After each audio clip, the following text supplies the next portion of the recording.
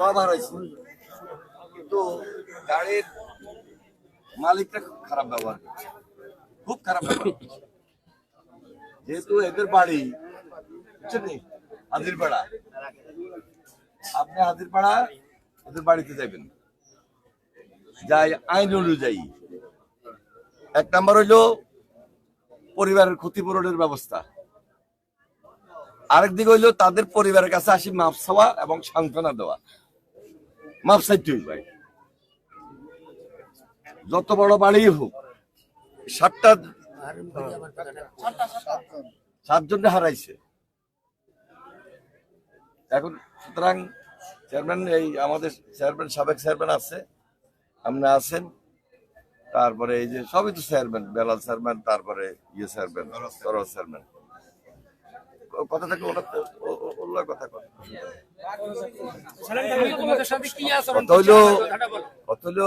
এই দুর্ঘটনাটা শুধু লক্ষ্মীপুর না, সবার, সারা বাংলাদেশে সবার মনে নাড়া দিচ্ছে যে এত মর্মান্তিক মৃত্যু কিভাবে হইতে পারে। তারপর আল্লাহর হুকুম হয়েছে, মৃত্যু হয়েছে, রোড অ্যাক্সিডেন্ট। এখন আমাদের বাংলাদেশ জনসংখ্যা বেশি, রাস্তাঘাটের অবস্থাও খারাপ, গত 17 বছরও এই খারাপের মধ্যে দিয়ে আমরা চলছি। কিন্তু আমাদের সবাইকে সজাগ থাকতে হবে, সতর্ক থাকতে হবে। ড্রাইভার বা গাড়ির মালিক অথবা গাড়িতে যারা ছিল, ইন্তেকাল করছে ওনার পরিবার 7 জন, আমি মনাল আল্লাহ তাআলার কাছে প্রার্থনা করি আল্লাহ যেন তাদেরকে বেহেশত নসিব করেন। তবে সবাই সতর্ক থাকা দরকার ছিল এবং সতর্ক থাকতে হবে ভবিষ্যতের জন্য। এখন এই পরিবারকে সান্ত্বনা দেওয়া ছাড়া আমাদের অন্য কিছু নাই। সান্ত্বনা দেওয়ার জন্য আমাদের এই সামাজিক, রাজনৈতিক সকল নেতৃবৃন্দ আমরা উপস্থিত হয়েছি, পরিবারের পাশে আমরা দাঁড়াইছি। প্রশাসনের কিছু অফিসার ওনারাও আসছেন, ওনাদের একটা আপত্তি আছে যে গাড়িটা, যে গাড়ির মালিক পক্ষ নাকি ওনাদের সঙ্গে খারাপ ব্যবহার করছে। যেহেতু আমাদের এলাকায় তাদের বাড়ি, এখানে ওসি সাহেব আছেন, আমি বলছি সাবেক চেয়ারম্যান সাহেবরা, জনপ্রতিনিধি যারা ছিলেন তারা আছেন, আমি নিজেও খবর নিব, খবর নিয়ে তাদের সঙ্গে কথা বলবো। তারা সর্বপ্রথম আইসা ওদের কাছে ক্ষমা চাইতে হবে। আরেকদিকে তাদের দায়িত্ব আছে এই পরিবারের পাশে দাঁড়ানো, যতটুকু ক্ষতিপূরণ দেওয়া দরকার সেটা তো করতে হবেই, পাশাপাশি সান্ত্বনার জন্য তাদের পাশে আসি দাঁড়াইতে হবে। আর পাশাপাশি আমি সরকারের কাছে উদাত্ত আহ্বান জানাই, সরকার বিশেষভাবে এই পরিবারের দিকে তাকাবেন। একসঙ্গে 7টা মৃত্যু মেনে নেওয়ার মতো না। তারপরও আমরা তাদেরকে সান্ত্বনা দেওয়ার জন্য আসছি। ওনার পরিবার, ওনার মা, ওনার সন্তান, ওনার ভাইয়ের পরিবার, ওনার নানি, এই মোট 7 জন ইন্তেকাল করছেন। এখন তারা 3 ভাই আছে, তার শ্বশুর আছে, তার বাপ আছে, বাড়িতে মহিলা তো সব শেষ, একজন আছেন। এখন সবাই আমরা দোয়া করি, আমরা কবর জিয়ারত করছি, ইনশাল্লাহ আল্লাহ ওনাদেরকে বেহেশত নসিব করবেন। আর আপনারা আমাদের এলাকার যারা আছেন সবসময় খোঁজখবর রাখবেন, পাশাপাশি থাকবেন, তাদেরকে সান্ত্বনা দিবেন। তারা সবাই আমাদের এই এলাকার মানুষ, মিডল ইস্টে অনেকেই থাকে, এই যে দেশের ফরেন কারেন্সি নিয়ে আসে, এই যে রেমিটেন্স আসে দেশে, এদের কারণে আসে।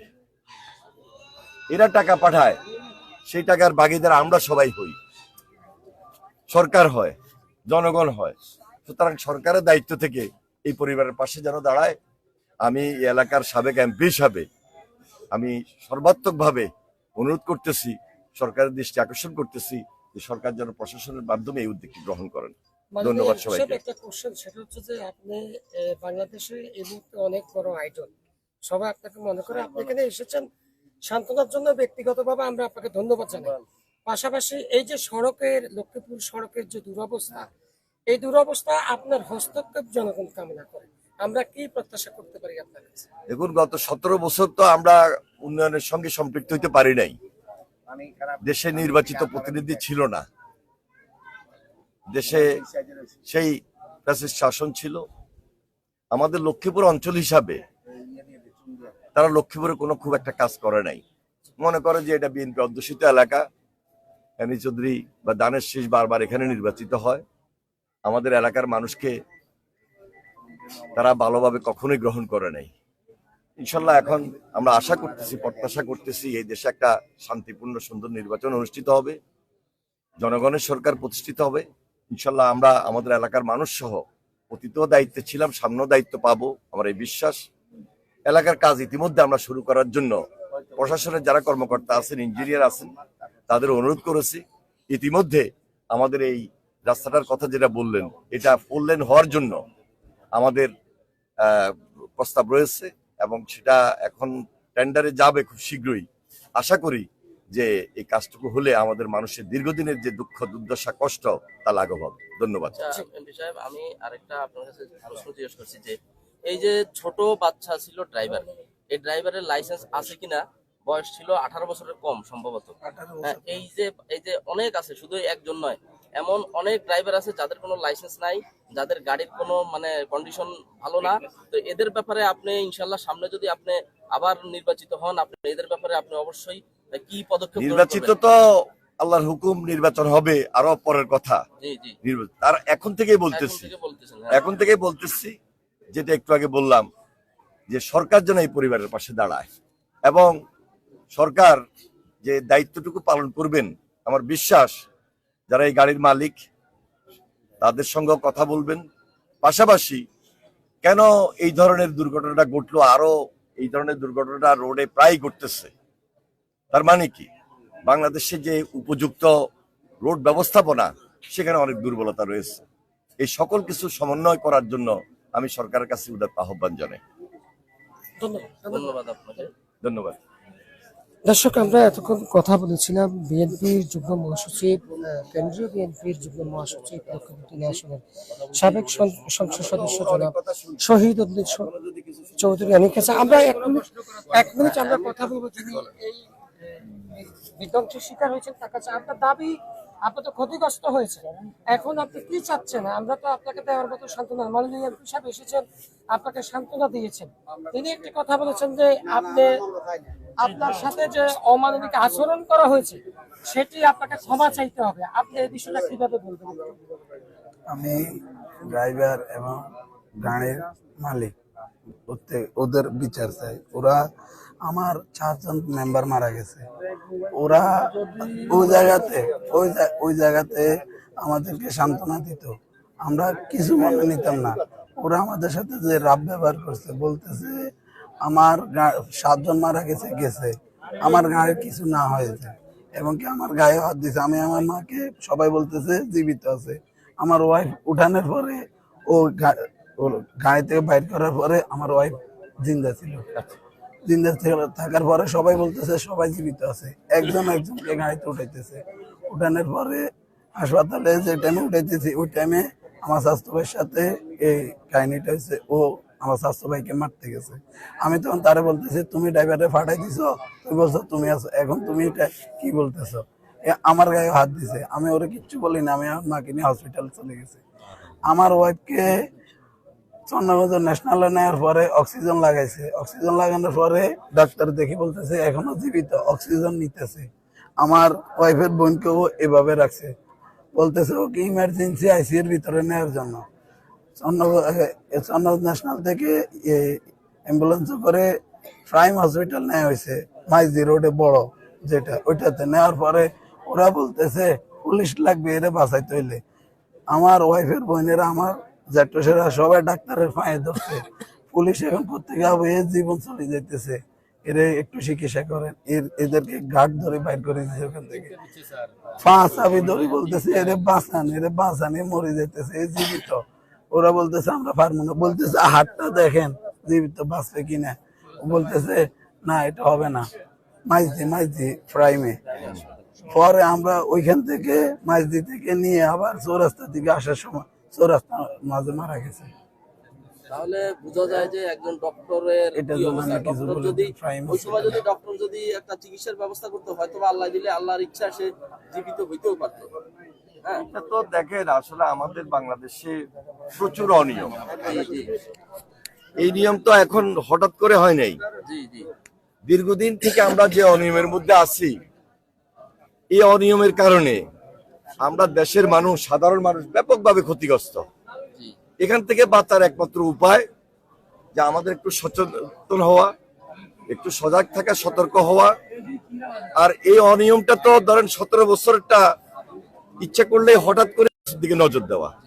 আশা করি আমরা জনগণের পাশে থেকে অতীতও কাজ করেছি, ভবিষ্যতেও দায়িত্বশীলতার সহিত কাজ করব।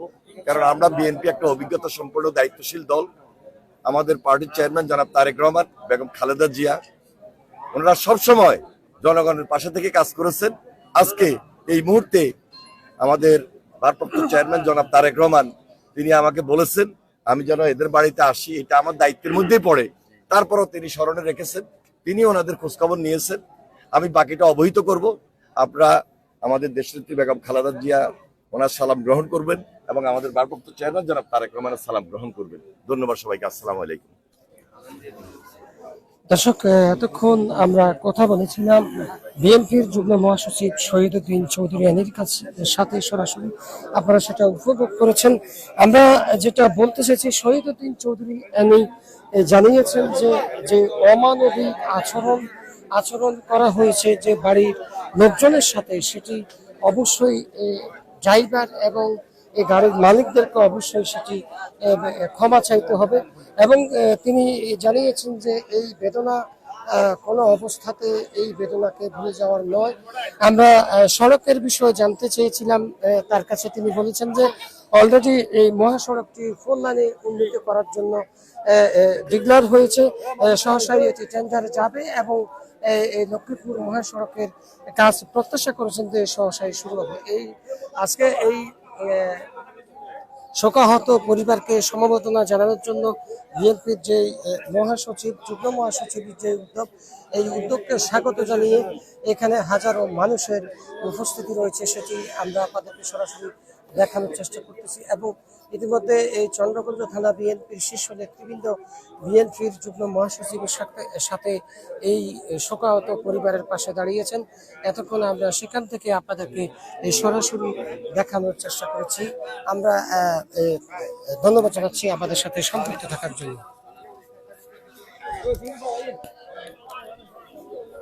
আমরা দর্শক, এই যে শোকাহত পরিবার, সেটি অবশ্যই একটি বেদনাদায়ক অধ্যায় ছিল। এই বেদনাদায়ক অধ্যায়ে আমরা একটু হাঁটতে হাঁটতে কথা বলি বিএনপির যিনি চন্দ্রগঞ্জ থানা বিএনপির আহ্বায়ক জনাব হেলাল হোসেন। হেলাল ভাই, আমরা এতক্ষণ জননেতা শহীদউদ্দিন চৌধুরীর সাথে কথা বলেছি, আপনি এখন যাচ্ছেন, এই বেদনাকে কিভাবে দেখছেন আমরা একটু আপনার কাছে জানতে চাই। এটা মানুষের মৃত্যু হবে, কিন্তু এটা একটা মর্মান্তিক মৃত্যু। এই মৃত্যু যেমনি ভাবে তাদের পরিবারের শোকের ছায়া নেমে এসেছে, অনুরূপ ভাবে আমরা এলাকার বাসীর যারা আছি সর্বজন, আমাদের মধ্যেও মনের খুব একটা খারাপ অবস্থা সৃষ্টি হয়েছে। আল্লাহ পাক এই পরিস্থিতি থেকে যেন সকলকে বুঝার তৌফিক দান করে এবং সকলে ধৈর্য ধরে এইটা যেন হজম করতে পারে, সেই জন্য মহান আল্লাহ তাআলার কাছে আমরা দোয়া চাই।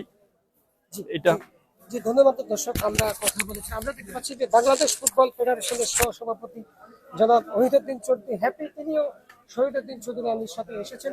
এক মিনিট হ্যাপি ভাই, আজকের এই শোকাহত পরিবারকে কিভাবে সান্ত্বনা দিবেন? আসলে এই 7 জনের মৃত্যু সারা বাংলাদেশের মানুষের হৃদয়ে নাড়া দিয়েছে। একইভাবে আমরা এই এলাকার অধিবাসী হিসাবে আমরাও আবেগায়িত এবং আমাদের হৃদয়ের মধ্যে একটা মর্মস্পর্শী আবেগঘন মুহূর্তের তৈরি হয়েছে, যার কারণেই আমরা আজকে এখানে এসেছি, ওনাদের কবর জিয়ারত করেছি এবং মহান আল্লাহ তাআলার কাছে ওনাদের জন্য দোয়া করি, আল্লাহ তাআলা যেন সবাইকে ব্যস্ত নসিব করে। তারই সাথে সাথে সরকারের কাছে আমাদের আহ্বান থাকবে যেন বাংলাদেশের সড়ক পরিবহন ব্যবস্থা আরো উন্নতি করা হয় এবং এই সমস্ত চালক বা পরিবহন এর সাথে যারা জড়িত তাদের লাইসেন্সিং সহ সকল কিছু আরো সুন্দর এবং কঠোরভাবে পরিপালিত করা হোক। তাহলেই কেবল এই সমস্ত দুর্ঘটনা থেকে মানুষ রক্ষা পাবে, মুক্তি পাবে। একই সাথে আমরা দেশবাসী সকলেই এই সমস্ত দুর্ঘটনা থেকে আমরা মুক্তি পাবো, এটাই আশা করি। ধন্যবাদ আপনাকে। ধন্যবাদ। দর্শক, আমরা এতক্ষণ কথা বলেছিলাম বাংলাদেশ ফুটবল ফেডারেশনের সহসভাপতি জনাব ওহিদুজ্জামান হ্যাপির সাথে। তিনি প্রত্যাশা করেছেন যে এই দুর্ঘটনা থেকে বাঁচতে সকলকে সড়কের জন্য কাজ করতে হবে। তো দর্শক, এই ছিল আমার কাছে সড়ক দুর্ঘটনায় নিহত 7 জনের যে মর্মান্তিক মৃত্যু, সেই বাড়ি থেকে বিএনপির যুগ্ম মহাসচিবের আগমন উপলক্ষে সর্বশেষ পরিস্থিতি। ধন্যবাদ সবাইকে।